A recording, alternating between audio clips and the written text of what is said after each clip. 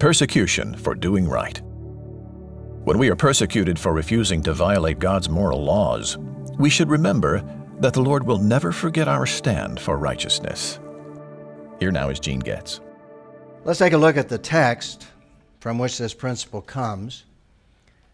And we're looking at Genesis 39, beginning with verse 19. When his master, that is the man that he worked for, that he served, Potiphar, when his master heard the story that his wife told him. Now, the story basically is relatively simple, and that is that she was attracted, his wife was attracted to Joseph. She tempted him day after day after day.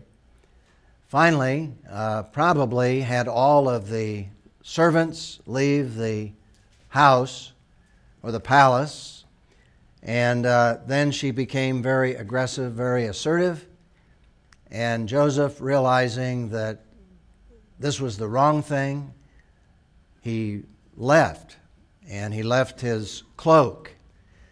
And of course, the story that she told after this rejection was that he had tried to force himself on her. And when her husband came home, this was the story that she told him. Now, we read next, in terms of his response, "These are the things your slave did to me." That's the story. It says he, that is Potiphar, was furious. Now, the question is, who was he angry at in this particular situation?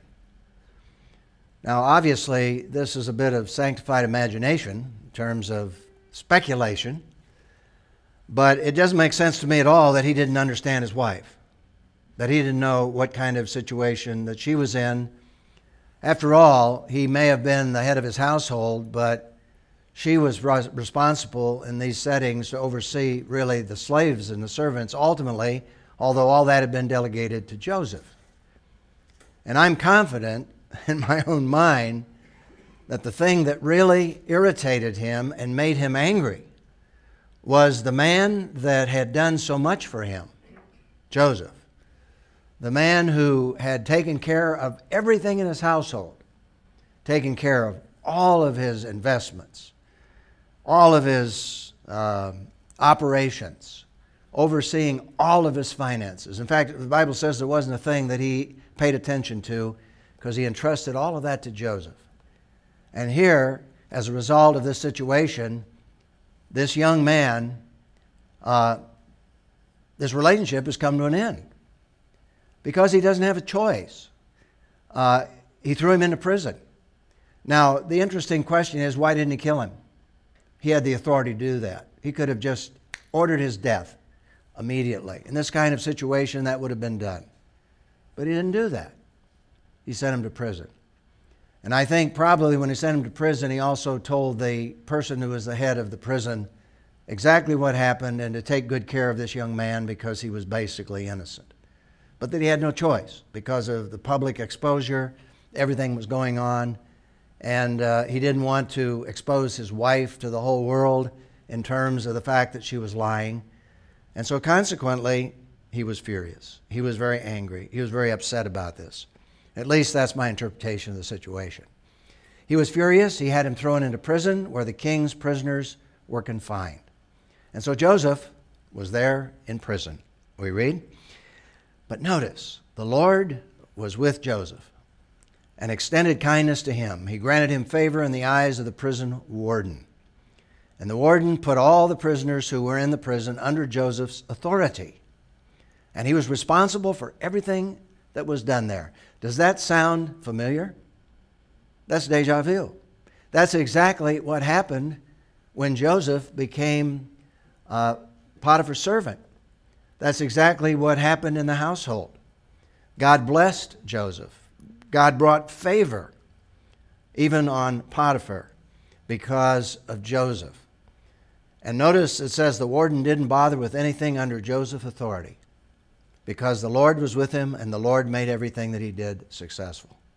In other words, the very same thing happened there in prison that happened in Potiphar's household when he was taken as a slave. And so we see God's blessing on this young man, even there in prison, though he was falsely accused. Now, in relationship to this principle, there's a wonderful New Testament statement in Hebrews chapter 6, verse 10. For God is not unjust. He will not forget your work. And that, I think, is a very, very reassuring promise. And certainly that was true in relationship to Joseph. For God is not unjust. He will not forget your work and the love you showed for His name when you served the saints and you continue to serve them.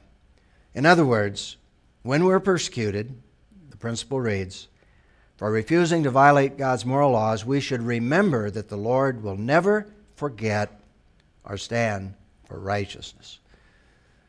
That doesn't mean that it will be immediate. It actually may mean it will be eternity before things are fully made right. But God will never forget. And of course, in Joseph's case, he did not forget. You know, Peter talked about persecution and made some very encouraging statements in 1 Peter, the epistle that he wrote, verses 6 and 7 in chapter 1. You rejoice in this, though now for a short time you have had to be distressed by various trials, so that the genuineness of your faith, more valuable than gold, which perisheth, though refined by fire, may result in praise, glory, and honor at the revelation of Jesus Christ. In other words, one of the byproducts, obviously, and purposes of persecution is to develop our faith, to test our faith. And that's happening to Joseph here in this Old Testament situation. The question I'd like for us to think about just for a few moments, and that is, how would you explain and illustrate the difference between temptations and trials? You see, Joseph was tempted. There's no question about that.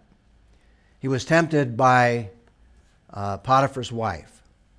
And certainly he had feelings that were aroused within him as a young man. That would have been natural. But in addition to this temptation, or in association with this temptation, there's a trial, a test. And the interesting thing is that the temptation comes from within us, whereas the trial or the test can come from God. Now for us, as we think about that, logically, it's hard to put it all together. But in God's scheme of things, in God's sovereignty, in God's plan, that is true. And James captured that in his epistle. Chapter 1, verse 13. No one undergoing a trial, that is, the trial. It may be a test from God, but no one undergoing a trial should say, I'm being tempted by God. And James goes on to say, for God is not tempted by evil. This is not God tempting. And He Himself doesn't tempt anyone. But, and then James explains exactly where the temptation comes from. But each person is tempted when he's drawn away and enticed by his own evil desires. In other words, it's our own sin nature. It's our own evil desires that entice us in terms of temptation. But notice it says, then after desire has conceived, it gives birth to sin. In other words, when we act on the temptation and violate the will of God, then we are sinning against God. And when sin is fully grown, it gives birth to death. So we need to understand the difference between temptation and sin. We're all tempted in the sense of who we are, how we're made. There are various things that tempt us, that tempt the flesh. But to be tempted is not sin. It's to act on that temptation, which leads us into sin. And in the case that we have in front of us here, in this incredible example of Joseph, yes, he was tempted. The temptress was Potiphar's wife. The temptation, obviously, was within him, and certainly I don't think it would be fair to conclude that he wasn't tempted, that his flesh wasn't enticed But he didn't act on that. He rejected that desire to do wrong. And he removed himself from the situation. And there we have, I think, an incredible illustration of the difference between temptation and sin. God may test me, but he's not tempting me. The temptation relates to my desires, but it's how I respond to the test that is significant. And I think there's a lesson here, and that is that let's not blame God for temptation and sin. That's exactly what Adam and Eve did. And that's how sin came into the world, when they acted on the temptation and then blamed God and said it was God. Or Adam saying, it was the wife you gave me. Or Eve saying, it was Satan. It's his fault. And so consequently, that takes us all the way back. This principle takes us all the way back to Genesis. And here we have an illustration of the outworking of sin entering the world. Let me just restate that principle once again. When we're persecuted for refusing to violate God's moral laws, and we will be, and I think in our own culture and society we're going to see more and more of that.